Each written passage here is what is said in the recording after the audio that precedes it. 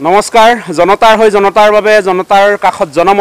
জনমঞ্চৰ অন্যতা খণ্ডত আপোনালোক সকলোকে পুনৰবাৰ স্বাগতম জনাইছো। এই মুহূৰ্তত বৰ উৎসাহিত হৈ আছো মই দেখিছে আপোনালোকে বেকত এডৰা বাগান আছে বাগানৰ মাজত কিন্তু এইখিনি গছ দেখিছে এইখিনি আসলতে মই পোনছাতে কৈছো যে টকাৰ গছ পইচাৰ গছ মানে আপোনালোকে ধৰিব পাৰিছে নিশ্চয় হাসি গছ এডৰা মানে গোটেই বাগান প্ৰায় 4 বিঘা বাগানৰ মাজত এইখিনিত মই যেটো প্লটত ৰৈ আছো প্ৰায় 4 বিঘা আছে আপোনালোকক দেখাইছো এই 4 বিঘাটো টোটেল মানে হাসি গছ লগাই ৰাখিছে এজন যুৱকে যিজন যুৱকৰ পৰিচয়টো অকনমান পিছত মই দি আছো আপোনালোকক এই যুৱকজনে আজিৰ পৰা প্ৰায় 10-12 বছৰৰ আগতে এটা সপোন দেখিছিলে যে যেটো সপোন বৰ্তমান বাস্তৱ হ'বলৈ গৈ আছে আৰু এই যুৱকজনৰ ঘৰ হ'ল যোৰহাট জিলাৰ মৰিয়নি সমষ্টিৰ অন্তৰ্গত কলিয়াপানী চাংমাই গাঁও এই চাংমাই গাঁৱৰ এই যুৱকজন হ'ল এজন সপোন খেদি ফুৰা যুৱক যিজনে আসলতে উপাৰ্জনমুখী কাম কৰি নিজকে উপাৰ্জনমুখী কৃষি কৰ্মত নিয়োগ কৰি আসলতে সফলতাৰ বাট বুলিছে তেওঁ হ'ল প্ৰণৱ ৰাজখোৱা আমাৰ লগত আছে প্ৰণৱ ৰাজখোৱা প্ৰণৱ প্ৰণৱৰ লগত কথা পাতিম এওঁ হ'ল প্ৰণৱ ৰাজখোৱা কলিয়াপানী চাংমাই গাঁৱত এওঁৰ ঘৰ চিনাকি কৰি দিছো প্ৰণৱ ৰাজখোৱাৰ যিখিনি কৃষি কাৰ্য এই কৃষি কাৰ্যখিনি মই হততে দেখি থাকো আৰু এওঁলোকৰ ঘৰখনৰ লগত আমাৰ এটা সম্পৰ্ক আছে গতিকে দেখি থাকো তেওঁলোকৰ গোটেই ব্যৱস্থাখিনি তেওঁ যিখিনি কৰি থাকে এজন ক্ষুদ্ৰ চাহ খেতিয়ক হিচাপে তেওঁ যথেষ্ট সফলতা অৰ্জন কৰিছে বাগান কৰি তেওঁ ঘৰখন চলোৱাৰ উপৰিও এটা তেওঁ আসাম টাইপৰ ঘৰ নিৰ্মাণ কৰিছে ইতিমধ্যে তাৰ লগতে আজি 10 বছৰ ধৰি তেওঁ কি কৰিছে ভোট জলকীয়া খেতি কৰি আছে 3 বিঘা 4 বিঘা 5 বিঘা ভোট জলকীয়া খেতি কৰি লাখ লাখ টকা উপাৰ্জন কৰিবলৈ সক্ষম হৈছে যথেষ্ট উদ্যমী যুৱক তেওঁৰ কামখিনি দেখি আসলতে সঁচাই ভাল লাগে আৰু এতিয়া মই আজি কেইদিনমানৰ আগত আহি দেখিলোহি যে আগতে গম পাওঁ তেওঁ যিখিনি হাসি গছ ৰোপণ কৰিছিলে এই হাসি গছখিনি এতিয়া ডাঙৰ হৈছে আৰু ইতিমধ্যে তেওঁৰ মুখেদি গম পাম আসলতে তেওঁৰ পৰিকল্পনাখিনি কি আছিলে 10-12 বছৰ আগত সেইমতে এতিয়া বাস্তৱমুখী এটা মানে পথেৰে আগবাঢ়ি গৈ আসলতে মই কৈছো যে কোটি টকা উপাৰ্জন কৰাৰ দিশত তেওঁ গৈ আছে তুমি কোৱাচোন এই যে বাগানৰ মাজত এই এনেকুৱা হাসি গছ ৰুব পাৰি এই আইডিয়াটো তোমাৰ মনলৈ আজিৰ পৰা 10-12 বছৰ আগতে কেনেকৈ আহিল মানে আপোনাৰ এতিয়া মানে কি আমাৰ আৰ্থিক অৱস্থাটো অলপ মানে দুৰ্বল আছিল আৰু মই ভাবিলো কি হাসি গছ বিকি ৰুইও মানে পইচা উপাৰ্জন কৰিব পাৰি আৰু হেতু কাৰণে মানে কি মোৰ মানে এটা মনত আহিলে যে যদি বাগানৰ মাজতো যদি হেঙাহাংকে ৰুই দিয়া হয় তেতিয়া মানে কি দুটাই কাম হৈ যায় বাগানত যেটো আমি হার প্ৰয়োগ কৰো এই হাৰখিনি ধৰক হাসি গছে খালে হাসি গছজোপা ডাঙৰ হ'ল আৰু দ্বিতীয়তে মানে হেতু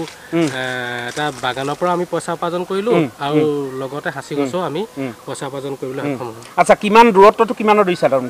তো মোৰ আপোনাৰ 10/10 মানে মোৰ ৰুই থোৱা আছে 10 ফুট দিছে তেতিয়া মানে কি আপোনাৰ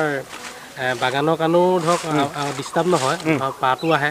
আৰু ৰ'দটো আপোনাৰ ইমানখিনি নপৰে অলপ বাগানৰ কানো ছাহো লাগে আৰু হেতু কাৰণে মানে কি গছ তাৰমানে বাগানত যিখিনি ছাহ গছ ৰোপণ কৰা হয় সেই কামটো হাসি গছে কৰিছে আচ্ছা এটা কথা কওঁ টুকলাই যিসকল চাহ বিজ্ঞানী আছে তেখেতসকলক আমি এটা কৰ্মশালাত আমাৰ চাহৰ প্ৰশিক্ষণত আমি সুধিছিলো যে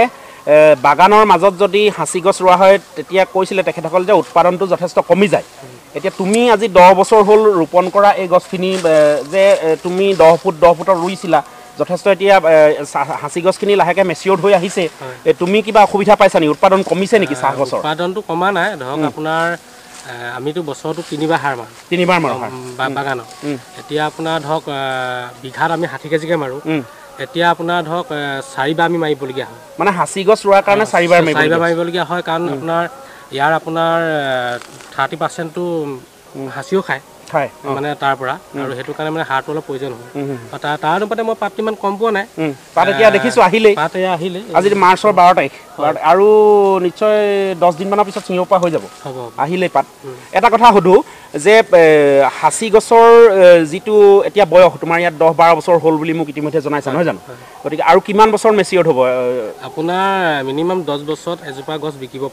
পাৰি যদিহে মাল হয় আৰু পোক তহাবৰ কথা আপুনি নিশ্চয় দেখিছে পোকে খাইছে আমাৰ গছক দেখিছো আপোনাৰ এতিয়া যদি মই বিকো এতিয়া আপোনাৰ এইবোৰ এতিয়া 10,000 পৰা আপোনাৰ 12-15,000 টকা গছ হৈ আছে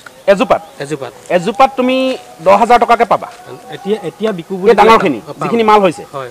আচ্ছা তোমাৰ টোটেল গছ কিমান ৰোপণ কৰিছা তুমি এতিয়ালৈকে কিমান গছ ৰুলা মোৰ এতিয়া আপোনাৰ টোটেল ক'বলৈ গ'লে মোৰ ডাঙৰ সৰু মিলাই সব মিলাই আপোনাৰ 10,000 ওচৰ 10,000 গছ তুমি ৰুলা মানে মই আপোনাৰ আকৌ নিজে হোৱাবিলাকতো আছে নিজে মানে কি মোৰ 7,000 মোৰ ৰোপণ আছিলে 7,000 আপোনাৰ ধৰক বাকী নিজে হ'ল অলপ এইবোৰ নিজে দেখিছে এইখিনি পুলিবোৰ হৈছে এইখিনি পিছে অপকাৰ হ'ব নেকি বেছি ঘন হৈ আছে দেখিলোঁ চাহ বাগানৰ মাজত অপকাৰ মানে সিমানো অপকাৰ নহয় ধৰক এতিয়া আপোনাৰ এই পুলি গছ হৈ আছে কাৰণে ইয়াৰ পাতটো অলপ পুলিটো হেঁচা মাৰি ধৰিছে যেতিয়া সি ওখ হৈ যাব ওখ হৈ যোৱাৰ পিছত ডালবোৰ যেতিয়া দলি দিয়া হ'ব তেতিয়া ধৰক আপোনাৰ সিমানখিনি প্ৰভাৱ নপৰে তেওঁ পাতটো অলপ কমিব পাৰে কিন্তু হ'লেও আপোনাৰ চাহ গছখিনি একো অনিষ্ট নহয় কাৰণ হাঁচি গছটো কাটি দিয়াৰ লগে লগে চাহ গছখিনি উঠি আহিব এটা কথা আপোনালোকে শুনিলে যে হাঁচি গছখিনি চাহ গছৰ কৈছে এতিয়া একেবাৰে শেষৰ কথাটো যিটো ক'লে যে হাঁচি গছখিনি 15 বছৰ 10 বছৰ 10ৰ পৰা 15 বছৰৰ ভিতৰত কাটিব পাৰি যদি মাল হৈ যায় আৰু মাল এই অঞ্চলটোত যথেষ্ট মাল হয় গতিকে 10 বছৰৰ পিছত কাটি দিয়াৰ পিছত চাহ গছখিনি আকৌ নতুন উদ্যমে উঠি আহিব গতিকে বিশেষ এটা অসুবিধা কিন্তু এই যুৱকজনে পোৱা নাই মই এই কথাটোকে আপোনালোকক ক'লোঁ চাহ আৰু হাঁচি একেলগেও হয় আৰু চাহতকৈ আচলতে মই ভাবিছোঁ অলপ বেছি পইচাই পাবা নেকি আচ্ছা তুমি যদি 7,000 গছ ৰোপণ কৰিছা তুমি কৈছা যে এই গছখিনি 10,000কৈ পাবা মই কৈছোঁ যে সৰুৱে ডাঙৰে মিলাই যদি 5,000কৈও পোৱা হয় তেতিয়াহ'লে 10,000 গছ বাৰু 10,000ৰ ঠাইত মই ধৰিছোঁ 7,000 গছ তেওঁ নিজে ৰোপণ কৰা আৰু 3,000মান গছ নিজে হৈ আছে গতিকে 7,000 গছত এজোপা গছত 5,000কৈ পালে গড় হিচাপত 5 7 35 এটা ডাঙৰ অংক আৰু 3টা 6টা শূন্য তাৰ মানে 350 লাখ নহয়নে 350 লাখ তাৰ মানে 300 লাখত 3 কোটি 3,50 লাখ টকাৰ এটা ডাঙৰ অংক আচলতে এইটো এটা সপোন যিটো সপোন এই যুৱকজনে আজিৰ পৰা 10 বছৰ আগত দেখি তেওঁৰ নিজে চিন্তা কৰি আৰু আচলতে তুমি চাগে দেখিছা পৰিৱেশত নহয় জানো যে যিখিনি আমি ওচৰে পাজৰে দেখোঁ বহু মানুহৰ ঘৰত হাঁচি গছ আছে আৰু লাখ লাখ টকা বিক্ৰী কৰি থাকে আৰু হাঁচিৰ উদ্যোগটো এতিয়া মানে চৰকাৰেও যিটো মুকলি কৰি দিছে গতিকে যথেষ্ট টকা উপাৰ্জন হয় গতিকে আমি ধন্যবাদ জনাইছোঁ তোমাৰ যিটো কৰ্ম উদ্যম কৰ্মস্পৃহা তুমি যিটো হাঁচি গছ ৰোপণ কৰি বা যি ধৰণে জলকীয়া খেতি কৰি চাহ খেতি কৰি নতুন যুৱচামৰ মাজত যিটো উদ্যমী এটা তুমি কামৰ যোগেদি এটা পৰিৱেশ গঢ়ি তুলিছা উদ্যমী পৰিৱেশ গতিকে তাৰ বাবে আচলতে আমি ধন্যবাদ জনাইছোঁ জনমঞ্চৰ ফালৰ পৰা আৰু আপোনালোকে এই প্ৰণৱ ৰাজখোৱাৰ নাম্বাৰটো মই এই ডেছক্ৰিপশ্যনত উল্লেখ কৰিম আপোনালোকে যদি ভিডিঅ'টো ভাল পায় আপোনালোকে শ্বেয়াৰ কৰিব লগতে এই ফোন নাম্বাৰত এওঁৰ লগত যোগাযোগ কৰি চাচি পুলিও এওঁ বিক্ৰী কৰে নহয়নে গতিকে চাচি পুলিও বিক্ৰী কৰে গতিকে পুলিৰ বাবেও আপোনালোকে যোগাযোগ কৰিব পাৰিব মই ডেছক্ৰিপশ্যনত তেওঁৰ নাম্বাৰটো উল্লেখ কৰিম আৰু যদি এই ভিডিঅ'টো আপোনালোকে ভাবে যে উঠি অহা প্ৰজন্মৰ বাবে অসমৰ নিবনুৱা যুৱক যুৱতীসকলৰ বাবে অসমৰ আৰ্থসামাজিক দিশটো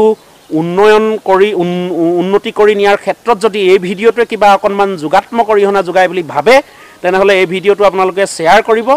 আৰু মোৰ চেনেলটোলৈ যদি নতুনকৈ আহিছে তেনেহ'লে জনমঞ্চ চেনেলটো ছাবস্ক্ৰাইব কৰিবলৈ নাপাহৰিব আৰু এনেকুৱা যোগাত্মক ভিডিঅ' পাই থাকিবৰ বাবে আপোনালোকে কাষতে থকা বেল আইকনটো টিপি নটিফিকেশ্যনটো মানে অল কৰি ৰাখিব তেতিয়া সকলোবিলাক ভিডিঅ'ৰ নটিফিকেশ্যন পাই থাকিব এই হাঁচি গছৰ বা আগৰ ৰোডৰ বহু কাহিনী শুনিবলৈ পোৱা যায় বিশেষকৈ শিৱসাগৰ জিলাৰ নামতি অঞ্চলত হেনো এতিয়া এনেকুৱা হৈছেগৈ যে তেওঁলোকৰ প্ৰায়খিনি মানুহেই যিসকলে হাঁচি খেতি কৰে নিজৰ সতি সন্ততি বা ঘৰত সন্তান জন্ম হ'লে বিশেষকৈ ছোৱালী সন্তান জন্ম হ'লে তেওঁলোকে প্ৰত্যেকটো সন্তানৰ নামত 100 জোপাকৈ অতি কমেও 100 জোপাকৈ হাঁচি গছৰ পুলি ৰোপণ কৰে আৰু সেই হাঁচি গছখিনি যেতিয়া 10ৰ পৰা 15 বছৰৰ ভিতৰত যেতিয়া কাটিব পৰা হয়গৈ তেতিয়া সেই হাঁচি গছবিলাকৰ পৰা উপাৰ্জন হোৱা পইচাই ছোৱালীজনী বা ল'ৰাটো পঢ়াৰ কামত খৰচ কৰে পঢ়াই শুনাই ডাঙৰ কৰে আৰু ছোৱালী হ'লে বিয়া বাৰু দিয়ালৈকে হাঁচি গছ বিক্ৰী কৰে গতিকে এইটো এটা বহুত যোগাত্মক কথা এইটো কাহিনী আচলতে শুনিবলৈ মই যেতিয়া পালোঁ খুব এটা মই উদ্বুদ্ধিত হ'লোঁ বা আমাৰ মানুহখিনি বা আমাৰ অসমৰ ৰাইজ উদ্বুদ্ধিত হ'ব পৰা এটা কাহিনী মনোৰম কাহিনী এনেকুৱা কাহিনী বহুত আছে গতিকে হাঁচি গছৰ আকৌ জাতৰ লৈও কথা আছে বোলে বেলেগ বেলেগ জাত আছে হাঁচি গছৰ যেনেকৈ তেলি হাঁচি বা ভোলা হাঁচি এনেকুৱা ধৰণৰ যে তেলি হাঁচিটো 5 বছৰৰ ভিতৰতে সি 5 বছৰ বয়সৰ পৰা সি মাল হ'বলৈ আৰম্ভ কৰে আৰু 10 বছৰত কাটিব পৰা হৈ যায় গতিকে এনেকুৱা ধৰণৰ হাঁচিৰ কাহিনী আছে বা হাঁচিৰ জাত আছে গতিকে যিসকলে আপোনালোকে জানে সেইসকলে তো জানেই নজনাসকলক আমি জনাব বিচাৰিছোঁ আচলতে হাঁচি খেতি কৰিও লাখ লাখ টকা কোটি কোটি টকা উপাৰ্জন কৰিব পাৰি পুনৰবাৰ আপোনালোকক নমস্কাৰ জনাই এই ভিডিঅ'টো ইমানতে সামৰি মাৰিছোঁ ধন্যবাদ